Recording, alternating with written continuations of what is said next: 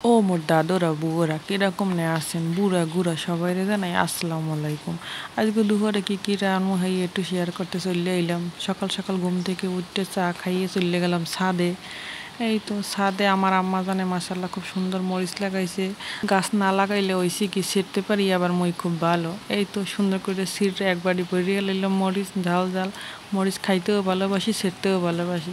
লাগাইতে গেলে একটু কষ্ট আর পানি দিতে গেলে একটু কষ্ট হয়। মোর মতো কেটা কেটা আছে একটু জানাই। এই তো মাশাল্লাহ মাশাল্লাহ পুঁই শাক লাগাই দেখি এককালে পরানটা ঠান্ডা হয়ে যায়। পুঁই শাক দিয়ে আজকে চিংড়ি মাছ দিয়ে রানবো। এই চিংড়ি মাছ নাই ফ্রিজে, বাইরে হয়েছে লকডাউন, কি আর করার।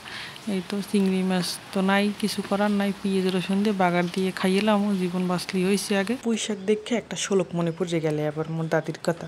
মোর দাদি কইছে শাকের মধ্যে পুঁই, মাছের মধ্যে রুই, ডাইলের মধ্যে মুসুরি, আত্মীয়র মধ্যে শাশুড়ি। শোলকটা কেমন লাগলো কমেন্ট করে জানাইবে। এই তো বেগুন ভাজি করতে চলে এলাম। বেগুন হলুদ মরিচ মাখাই একটু আগে রেখে দেবেন, হলে আবার একটু তেল কম লাগবে। এই তো উল্টিয়ে পাল্টিয়ে বেগুন ভাজি নিলাম, একটু পন্ডিতি করে একটু জালটা বাড়াই দিয়েছিলাম, হেতে একটু পুজি গেছে, অত কিছু হইবে না। এই তো এখন ভাত খাওয়ার পালা। গরম গরম বেগুন ভাজা, আর এইদিকে আছে পাঙ্গাস মাছ, তারপরে আছে চিংড়ি মাছ দিয়ে শাপলা, তারপরে আছে গাছের শাক, শেষ পাতে আছে পাতলা ডাল। ভিডিওটি দেখার জন্য ধন্যবাদ সবাইকে।